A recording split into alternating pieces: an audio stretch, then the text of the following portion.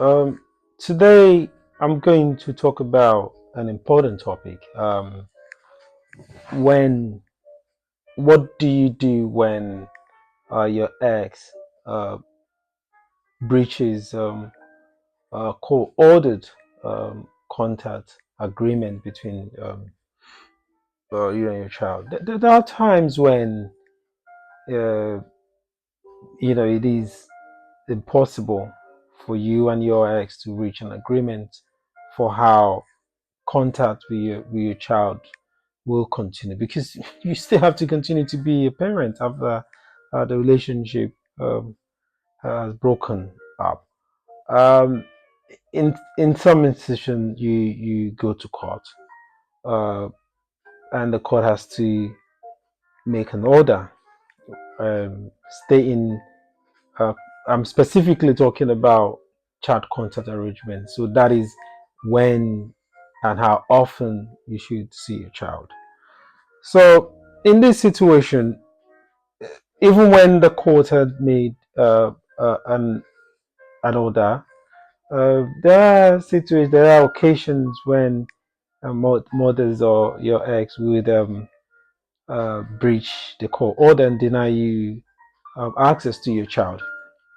So in certain situations, it could be for legitimate or valid reasons, where maybe due to your neglect when you have a child, maybe an incident that happened, and then she could invoke her parental right and deny such access. Even in those situations, the court still has to uh, wade in. But I'm talking about those occasions which happens more often than not, where the the ex might still harbor some kind of like bitterness towards you for the breakup, and then play this, use some flimsy excuse to deny you access. Um, so what do you do? Again, let's first understand the mentality. Why, beyond just being beat and just playing little games, it is a tedious process going to court, going to the family court. The process itself of applying, putting up the applications, and then it takes time. It takes an average of between 6 to 8 or 12 weeks before you could have even the first hearing. And once there's a breach, you then have to start the process all over again. And in the UK, I don't know for other places, it might be the same. You have to first go through mediation. It's mandatory, where an independent third party will try to mediate. And if that didn't happen, then they'll give you a certificate to say, it's called MIAM. Say they've done an assessment, and they were able to resolve that, then you could go to court. So sometimes might be dissuaded or discouraged from pursuing uh, for the court to enforce this order, when especially when these breaches are kind of like happening repeatedly. So what do you do? Number one, I would say you have to prepare your mind. So it's the mindset. Once the relationship had broken up, and anyways, for you to have gone to court, it means that it is you're most likely in a place where you can communicate. So preparing your mind, having a mindset to say this is going to be a long haul, would help you overcome those situations. Because if you're not ready, trust me, it can be very. So in my situation, I didn't have no formula, don't have no antecedent, don't have uh, no experience, to nothing, to no book, nobody to tell me to prepare my mind.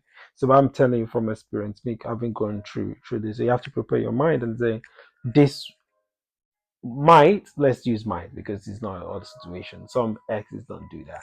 So this might happen. If this happens, what do I do? So preparing that man, having that man, and say, regardless, no matter what happens, I'm gonna be in the life of my child. I'm gonna pursue. I'm gonna see this to the end. Is very, very vital. That is the core of what you need to do to prepare your mindset.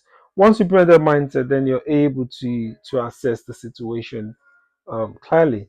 So the next thing again is you to prepare, because once you have your child, it might be the court has ordered for you to see your child every midweek. It could be on a Wednesday, maybe you say a couple of hours after school, and then maybe over the weekend that your child, depending on the age, is coming for sleepover, and you have to prepare the activities you're going to do. Have the minimal level of comfort for your child when your child comes.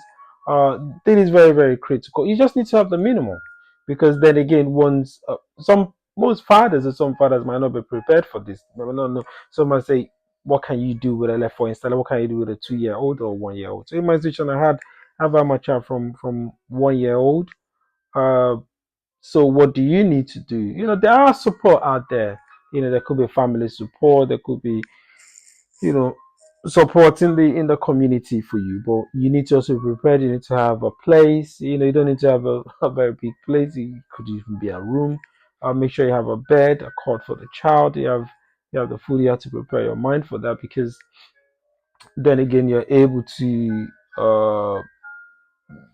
prevent any kind of give your ex an excuse to say. So I'll give you an instance. I remember when I started my case, I wasn't even in a very, very good place.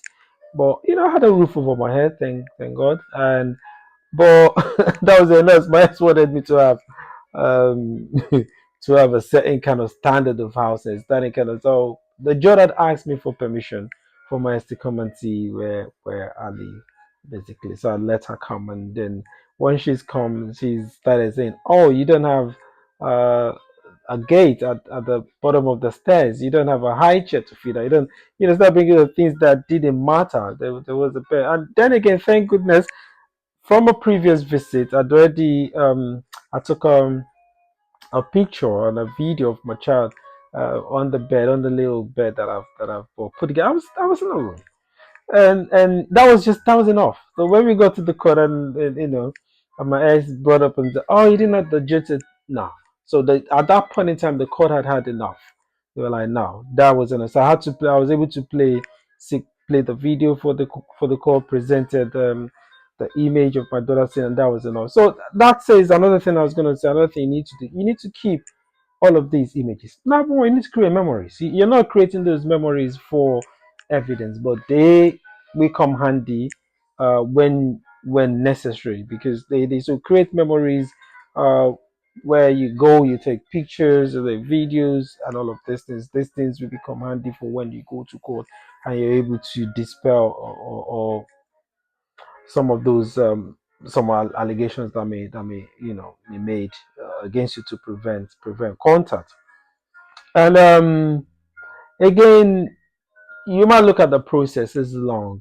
You might the time you commit to it, the money you have to apply to go to mediation. Again, it costs.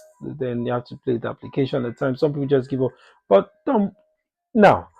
In my situation, it got to a point. The court system saw where the problem lies, and the judge had to make a judgment and say, listen, if because I was going to call at one point every week. Sometimes I was going to call like 2 3 times in a week. So the judge gave me that permission, say, come to court if there's a breach. So sometimes we will go to court in a day, and this judge will say, see your child, and say make available the next day. The very next day, my ex would just not make the child available. And what can you do? So you have to stay calm in the situation, because sometimes you might be frustrated. You might think you want to go to the house. That is going to compound the situation, because no matter how you do, if you act in an aggressive way, that could stand against you. So you always have to always resort to the law or legal means of addressing the situation if I belong. But like I was saying, that the judge was able to give me that permission, that I could walk into the court the very next day, and they will expedite my case, and the judge will say, put it at the front of the cases. So my situation was given priority. So you need to just be consistent. You need to show. It was a point where my ex was just bluffing the court and say, I'm going on holiday, and won't just um, honor the invitation of the court to come to court.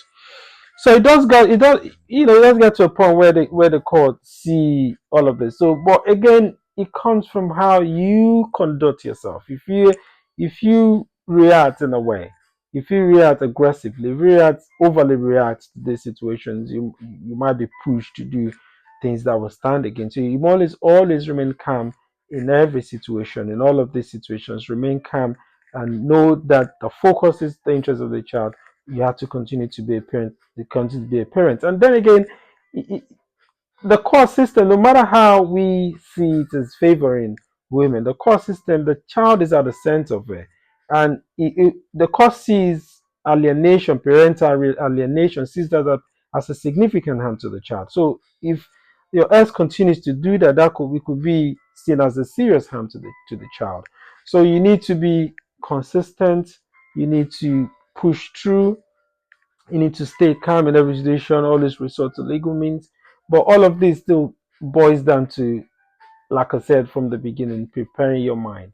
Once you prepare your mind and say, I'm in this, you will see that it will be easy for you to push through. It's going to be difficult. These situations are not easy. They're not for the fainted, but always know that is your child. That is your legacy. You need to have an influence in your child that your child deserves a father as much as a child deserves a mother. It's just unfortunate that this situation happens. But you need to one, if you have to prepare yourself mentally, have the right mindset, prepare yourself in terms of having the right resources that you need to be able to cater for your child when you have your child, to make sure everything is done well. You need to remain calm so you're not reacting to these situations in a way that is going to jeopardize your relationship or contact agreement. And then you need to be consistent, go to court and know that the court has the interest of the child at heart, and that's what matters. So once you do that, I'm sure, and know that again, you can expedite the case. You can make a case for when the breaches happen to go to court and have quick or urgent hearing, and in most cases, you be granted the court to be able to enforce its orders. So that is it for today, and next time we'll talk about how you represent it, because I represented myself in court. We'll talk about make a video how you can represent yourself in court.